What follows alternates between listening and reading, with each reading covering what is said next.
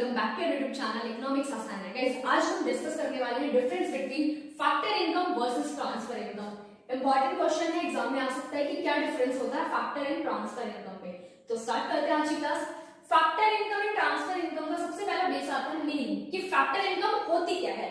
The income received by factors of production for rendering factor services in the production process, इसको कहते हैं हम factor income. तो factor income क्या है कि जब फैक्टर्स ऑफ प्रोडक्शन हमारे क्या क्या होते हैं, लैंड, लेबर, कैपिटल, एंटरप्रेन्योर, जब वो अपनी सर्विसेज रेंडर करते हैं प्रोडक्शन प्रोसेस में, तो उनको बदले में जो इनकम रिसीव होती है उसको बोलते हैं हम factor income.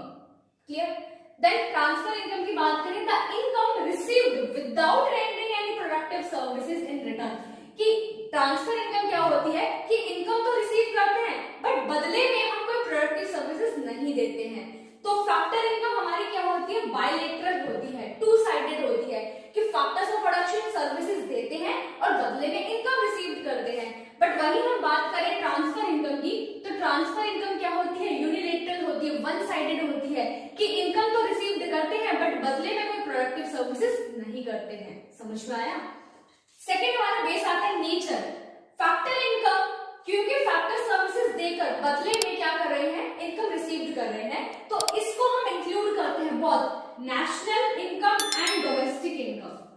National income and domestic income में वही इनकम हम इंक्लूड करते हैं जिससे की वजह से क्या हुआ हो, प्रोडक्शन हुआ हो। तो फैक्टर इनकम में हम नेशनल एंड डोमेस्टिक इनकम दोनों में इंक्लूड करते हैं। वही हम बात करें ट्रांसफर इनकम की, neither including national income nor in domestic income, क्योंकि यहाँ पे इनकम रिसीव करी जा रही है बट बदले में कोई प्रोडक्शन नहीं हो रहा है, तो इसलिए हम ना तो इसको डोमेस्टिक इनकम में ना नेशनल इनकम में इंक्लूड करेंगे। देन आता है कंसेप्ट।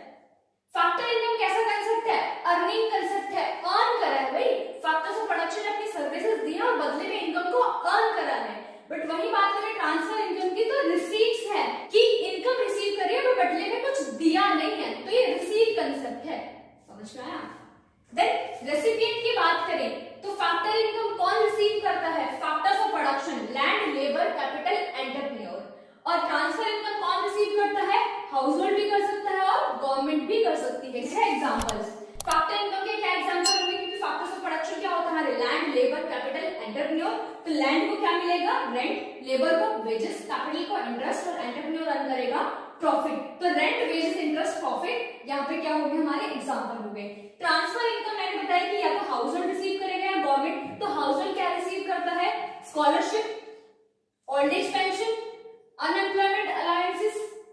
देन गवर्नमेंट क्या रिसीव करेगी, टैक्सेस हो सकता है, ग्रांट्स हो सकते हैं।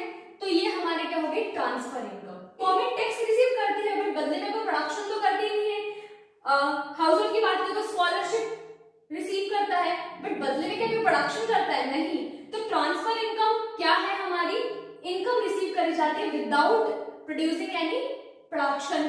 Then national income and domestic income दोनों में इंक्लूड नहीं करेंगे। रिसीव्ड कंसेप्ट है, यूनिलैटरल कंसेप्ट है, हाउस होल्ड गवर्नमेंट दोनों रिसीव कर सकते हैं, एग्जांपल हमने देख लिए। वही फैक्टर इनकम की बात करें तो फैक्टर्स ऑफ प्रोडक्शन अपनी फैक्टर सर्विसेज देके इसको अर्न करते हैं, अर्निंग कंसेप्ट है, इंक्लूड करेंगे बहुत नेशनल एंड डोमेस्टिक इनकम में।